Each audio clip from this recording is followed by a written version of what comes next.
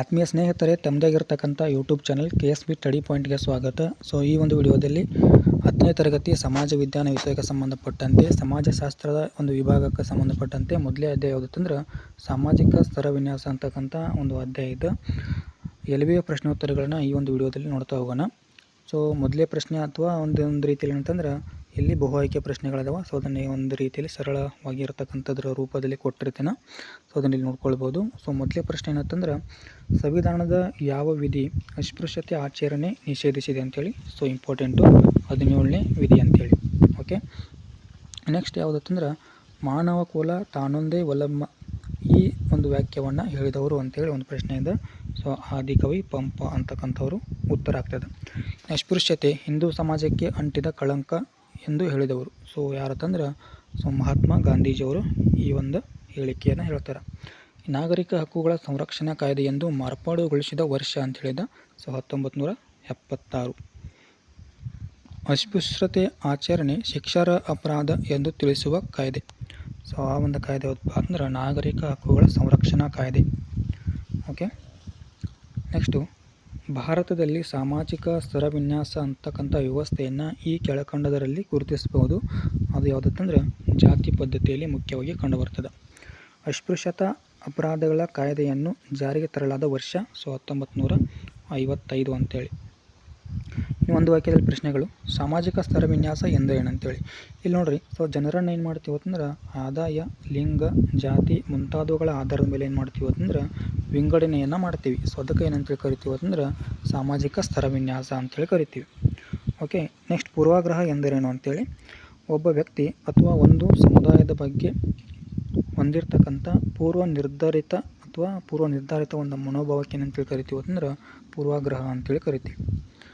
ಇನ್ನು ಅದೇ ರೀತಿ ಅಸ್ಪೃಶ್ಯತೆ ನಿರ್ಮೂಲನೆ ಕುರಿತಾದ ವಿಶೇಷ ಜವಾಬ್ದಾರಿಯನ್ನು ರಾಜ್ಯ ಸರ್ಕಾರಗಳಿಗೆ ವಹಿಸಿದ ಶಾಸನ ಯಾವುದು ಅಂತೇಳಿ. 1989ರ ಒಂದು ಶಾಸನದ ಪ್ರಕಾರ ಈ ಒಂದು ಅಸ್ಪೃಶ್ಯತೆ ನಿರ್ಮೂಲನೆ ಕುರಿತು ವಿಶೇಷವಾಗಿರ್ತಕ್ಕಂಥ ಜವಾಬ್ದಾರಿಗಳನ್ನು ರಾಜ್ಯ ಸರ್ಕಾರಗಳಿಗೆ ಕೊಟ್ಟಿರ್ತಕ್ಕಂಥದ್ದು. ಇನ್ನು 2 ಅಂಕದ ಅಥವಾ 2ರಿಂದ 4 ವಾಕ್ಯಗಳಲ್ಲಿ ಉತ್ತರವನ್ನು ಬರೀತಕ್ಕಂಥ ಪ್ರಶ್ನೆಗಳಿದಾವೆ. 11ನೇ ಪ್ರಶ್ನೆ ಏನಂತಂದ್ರೆ ಪೂರ್ವಾಗ್ರಹಕ್ಕೆ ಕಾರಣವಾಗಿರುವ ತಾರತಮ್ಯಗಳು ಯಾವುವು ಅಂತೇಳಿ ಕೇಳಿದ್ದಾರೆ. ಇಲ್ಲಿ ನೋಡ್ರಿ, ಸೊ ಜಾತಿ ತಾರತಮ್ಯ ಅಂತಕ್ಕಂಥದ್ದು ಒಂದು ಕಂಡು ಬರ್ತದೆ. ಅದೇ ರೀತಿ ಲಿಂಗ ತಾರತಮ್ಯ ಅಂತಕ್ಕಂಥದ್ದು, ಪ್ರಾದೇಶಿಕ ತಾರತಮ್ಯ ಆಗಿರ್ಬೋದು, ಆಮೇಲೆ ಬಡವ ಬಲ್ಲಿದ ಅಥವಾ ಬಡವ ಶ್ರೀಮಂತ ಅಂತಕ್ಕಂಥ ತಾರತಮ್ಯ. ಸೊ ಇವೇನಂತಂದ್ರೆ ಪೂರ್ವಾಗ್ರಹಕ್ಕೆ ಇರ್ತಕ್ಕಂಥ ಒಂದು ತಾರತಮ್ಯಗಳು. ಓಕೆ, ತಾರತಮ್ಯದಿಂದ ಉಂಟಾದ ಪೂರ್ವಾಗ್ರಹವು ಬೆಳೆಸುವ ಭಾವನೆಗಳು ಯಾವುವು ಅಂತೇಳಿ ಕೇಳಿದ್ದಾರೆ.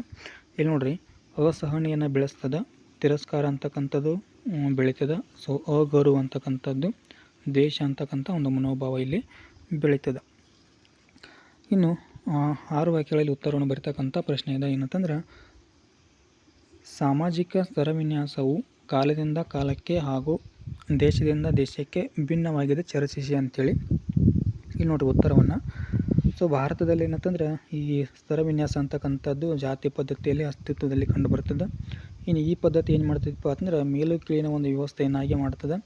ಇನ್ನು ಜನರನ್ನು ಶೂದ್ರರು, ಅಸ್ಪೃಶ್ಯರು ಎಂದು ಪರಿಗಣಿಸಲಾಗ್ತದೆ. ಸಾಮಾಜಿಕ ಸ್ತರವಿನ್ಯಾಸ ಸೊ ಎಲ್ಲ ಒಂದು ಸಮಾಜಗಳಲ್ಲಿ ಕಂಡು ಬರ್ತಕ್ಕಂಥದ್ದು.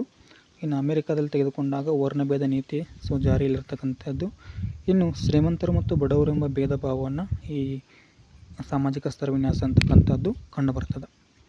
ಓಕೆ, ನೆಕ್ಸ್ಟ್ 14ನೇ ಪ್ರಶ್ನೆ ನೋಡಿದಾಗ ಅಸ್ಪೃಶ್ಯತೆ ನಿವಾರಣೆಯು ಸಂವಿಧಾನಾತ್ಮಕವಾಗಿರ್ತಕ್ಕಂಥ ಮತ್ತು ಶಾಸನಾತ್ಮಕವಾಗಿರ್ತಕ್ಕಂಥ ಕ್ರಮಗಳು ಯಾವುವು ಅಂತೇಳಿ ಒಂದು ಪ್ರಶ್ನೆ ಇದೆ. ಸೊ ಮೊದಲನೇದಾಗಿ ನೋಡೋದಾದ್ರೆ 17ನೇ ವಿಧಿ. ಸೊ ಇದು ಮೇನ್ ಇಂಪಾರ್ಟೆಂಟ್ ಆಗಿರ್ತಕ್ಕಂಥದ್ದು. ಸೊ ಅಸ್ಪೃಶ್ಯತೆ ನಿಷೇಧ ಕಾಯ್ದೆ ಸೊ ಜಾರಿಗೆ ತರುವಂತೆ ಮಾಡಿದೆ. ಇನ್ನು 1955ರಲ್ಲಿ ಅಸ್ಪೃಶ್ಯತೆ ಅಪರಾಧಗಳ ಕಾಯ್ದೆ ಅಂತಕ್ಕಂಥದ್ದು ಜಾರಿಗೆ ಬಂದಿದೆ.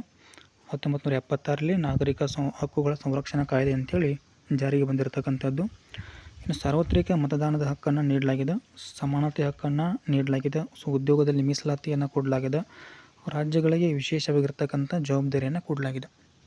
ಸೊ ಇವಿಷ್ಟು ಏನಂತಂದ್ರೆ ಶಾಸನಾತ್ಮಕ ಮತ್ತು ಸಂವಿಧಾನಾತ್ಮಕವಾಗಿರ್ತಕ್ಕಂಥ ಕ್ರಮಗಳಂತೇಳಿ ಬರೆದ್ರೆ ಸಾಕು. ಇನ್ನು ಅದೇ ರೀತಿ ಅಸ್ಪೃಶ್ಯತೆ ಒಂದು ಸಾಮಾಜಿಕ ಪಿಡುಗು, ಇದನ್ನು ಚರ್ಚಿಸಿ ಅಂತೇಳಿ ಒಂದು ಪ್ರಶ್ನೆ ಇದೆ ಇಲ್ಲಿ. ಸೊ ಈ ಒಂದು ಪ್ರಶ್ನೆಗೆ ಉತ್ತರವನ್ನು ನೋಡೋದಾದ್ರೆ ಅಸ್ಪೃಶ್ಯರನ್ನು ಸಮಾಜದ ಅತ್ಯಂತ ಕೆಳವರ್ಗದವರು ಅಂತೇಳಿ ಏನು ಮಾಡಲಾಗ್ತಾ ಇದೆ ಅಂತಂದರೆ ಪರಿಗಣಿಸಲಾಗ್ತಾ ಇದೆ. ಇನ್ನು ಸಮಾಜದ ಅಮಾನುಷ ಆಚರಣೆ ಆಗಿದೆ ಅಂತೇಳಿ ನೋಡ್ಬೋದು. ಇನ್ನು ಸಾಮಾಜಿಕ, ಧಾರ್ಮಿಕ, ಸಾಂಸ್ಕೃತಿಕ ಅವಕಾಶಗಳಿಂದ ಏನಾಗಿದ್ದಾರೆ ಅಂತಂದ್ರೆ ವಂಚಿತರಾಗಿದ್ದಾರೆ. ಅದೇ ರೀತಿ ರಾಜಕೀಯ ಅವಕಾಶಗಳಿಂದಲೂ ಕೂಡ ವಂಚಿತರಾಗಿದ್ದಾರೆ. ಸೊ ಮಾನವ ಹಕ್ಕುಗಳನ್ನು ಇಲ್ಲಿ ನಿರಾಕರಿಸಲಾಗಿತ್ತು ಅಂತೇಳಿ ನೋಡ್ತೀವಿ. ಇನ್ನು ಗಾಂಧೀಜಿಯವರು ಏನು ಮಾಡ್ತಾರೆ ಅಂತಂದ್ರೆ ಒಂದು ಹೇಳಿಕೆಯನ್ನು ಕೊಡ್ತಾರೆ. ಅದು ಯಾವುದಂತಂದ್ರೆ ಅಸ್ಪೃಶ್ಯತೆ ಸಮಾಜಕ್ಕೆ ಅಂಟಿದ ಒಂದು ಕಳಂಕ ಅಂತೇಳಿ. ಸೊ ಹಾಗಾಗಿ ಈ ಎಲ್ಲ ಅಂಶಗಳಿಂದ ಏನು ತಿಳಿದು ಬರ್ತೈತೆ ಅಂದ್ರೆ ಅಸ್ಪೃಶ್ಯತೆ ಅಂತಕ್ಕಂಥದ್ದು ಒಂದು ಸಾಮಾಜಿಕ ಪಿಡುಗು ಅಂತೇಳಿ ನಾವು ನೋಡ್ಬೋದು. ಇನ್ನು 16ನೇ ಪ್ರಶ್ನೆ, ಅಸ್ಪೃಶ್ಯತೆ ಅಂತ ಸಾಮಾಜಿಕ ಪಿಡುಗನ್ನು ನಿವಾರಿಸಲು ನಿಮ್ಮ ಸಲಹೆಗಳೇನು ಅಂತೇಳಿ ಒಂದು ಪ್ರಶ್ನೆ ಇದೆ. ಸೊ ಶಿಕ್ಷಣದ ಮೂಲಕ ಮಕ್ಕಳಲ್ಲಿ, ಯುವಜನರಲ್ಲಿ ಅರಿವನ್ನು ಮೂಡಿಸ್ತಕ್ಕಂಥದ್ದು. ಇನ್ನು ಸಮೂಹ ಮಾಧ್ಯಮಗಳ ಮೂಲಕ ಏನು ಮಾಡೋದು ಅಂತಂದ್ರೆ ಜಾಗೃತಿಯನ್ನು ಮೂಡಿಸ್ತಕ್ಕಂಥದ್ದು. ಕಾನೂನುಗಳನ್ನು ಮತ್ತಷ್ಟು ಏನು ಮಾಡೋದು ಅಂತಂದ್ರೆ ಕಠಿಣಗೊಳಿಸ್ತಕ್ಕಂಥದ್ದು. ಸೊ ಅದೇ ರೀತಿ ಅಸ್ಪೃಶ್ಯರಿಗೆ ಹೆಚ್ಚಿನ ಸೌಲಭ್ಯಗಳನ್ನು ಕೊಟ್ಟು ಸಮಾಜದ ಮುಖ್ಯ ವಾಹಿನಿಗೆ ತರ್ತಕ್ಕಂಥದ್ದು. ಇನ್ನು ಸಾಮಾಜಿಕ, ಧಾರ್ಮಿಕ ಮುಖಂಡರು ಸೊ ಈ ಆಚರಣೆಯ ನಿವಾರಣೆಗೆ ಹೆಚ್ಚಿನ ಇರ್ತಕ್ಕಂಥ ಕಾಳಜಿಯನ್ನು ಇಲ್ಲಿ ವಹಿಸಬೇಕಾಗ್ತದೆ. ಸೊ ಈ ರೀತಿ ಏನಂತಂದ್ರೆ ಈ ಸಾಮಾಜಿಕವಾಗಿರ್ತಕ್ಕಂಥ ಅಸ್ಪೃಶ್ಯತೆ ಏನದಲ್ಲ ಸೊ ಅದನ್ನು ನಿವಾರಿಸಲು ಈ ರೀತಿ ಸಲಹೆಗಳನ್ನು ಕೊಡ್ತಕ್ಕಂಥದ್ದು. ಇನ್ನು ಅದೇ ರೀತಿ ಏನಂತಂದ್ರೆ ಭಾರತದಲ್ಲಿ ಅಸ್ಪೃಶ್ಯತೆ ಆಚರಣೆಯು ಇತ್ತೀಚಿನ ದಿನಗಳಲ್ಲಿ ಕಡಿಮೆ ಆಗುತ್ತಿದೆ, ಕಾರಣಗಳನ್ನು ಕೂಡಿ ಅಂತೇಳಿ. ಸೊ ಯಾಕೆ ಈ ಒಂದು ಅಸ್ಪೃಶ್ಯತೆ ದಿನ ದಿನ ಕಡಿಮೆ ಆಗ್ತಾ ಇದ್ದತ್ತಂದ್ರೆ ಸೊ ಅಂಥ ಒಂದು ಕಾನೂನುಗಳೇನಾಗ್ಯವಪ್ಪ ಅದರಲ್ಲಿ ಜಾರಿಗೆ ಬಂದಾವ. ಸೊ ಇಲ್ಲಿ ಏನು ಒಂದು ಅಂಶಗಳನ್ನು ಅಂತೇಳಿ ನೋಡ್ತಾ ಹೋಗೋಣ. ಮೊದಲನೇದಾಗಿ ಸೊ ರಾಜಕೀಯ ಕ್ಷೇತ್ರ ಮತ್ತು ಆಡಳಿತದಲ್ಲಿ ಅವಕಾಶ ದೊರೀತಾ ಇದೆ ಇತ್ತೀಚಿನ ದಿನಗಳಲ್ಲಿ. ಇನ್ನು ಪರಿಶಿಷ್ಟ ಜಾತಿ ಮತ್ತು ಪರಿಶಿಷ್ಟ ಒಂದು ಪಂಗಡಗಳಿಗೆ ವಿಶೇಷವಾಗಿ ಮೀಸಲಾತಿಯನ್ನು ಕೊಡಲಾಗಿದೆ. ಇನ್ನು ಸಂವಿಧಾನವು ನ್ಯಾಯ ಮತ್ತು ಸಮಾನತೆಯ ಒಂದು ಸ್ಥಾನ ನೀಡ್ತಕ್ಕಂಥ ವಾಗ್ದಾನವನ್ನು ಮಾಡಿದೆ. ಅದೇ ರೀತಿ ಜನರ ಘನತೆ, ಗೌರವ, ಸಮಾನತೆ ಎತ್ತಿ ಇಳಿತಕ್ಕಂಥ ಒಂದು ಅವಕಾಶವನ್ನು ಇಲ್ಲಿ ಕೊಟ್ಟಿರ್ತಕ್ಕಂಥದ್ದು. ಶೈಕ್ಷಣಿಕವಾಗಿ ಮೀಸಲಾತಿಯನ್ನು ಕೊಡಲಾಗಿದೆ. ಸೊ ಉದ್ಯೋಗದಲ್ಲಿ ಕೂಡ ಏನು ಮಾಡಲಾಗಿದೆ ಅಂತಂದ್ರೆ ಮೀಸಲಾತಿಯನ್ನು ಕೊಡಲಾಗಿದೆ. ಸೊ ಇದಿಷ್ಟೇನಪ್ಪ ಅಂತಂದ್ರೆ ಸಾಮಾಜಿಕ ಸ್ತರವಿನ್ಯಾಸ ಅಂತಕ್ಕಂಥ ಅಧ್ಯಾಯದ LBA ಪ್ರಶ್ನೋತ್ತರಗಳು ಆಗಿರ್ತವೆ. ಸೊ ವಿಡಿಯೋ ಇಷ್ಟ ಆದರೆ ಏನು ಮಾಡಿರಿ ಅಂತಂದ್ರೆ ಲೈಕ್ ಮಾಡಿರಿ, ಶೇರ್ ಮಾಡಿರಿ ಮತ್ತು ಸಬ್ಸ್ಕ್ರೈಬ್ ಮಾಡೋದನ್ನು ಮರೆಯದಿರಿ ಅಂತ ಹೇಳ್ತಾ ಈ ಒಂದು ವಿಡಿಯೋನ ಇಲ್ಲಿಗೆ ಮುಗಿಸ್ತಾ ಇದ್ದೀನಿ. Thank you.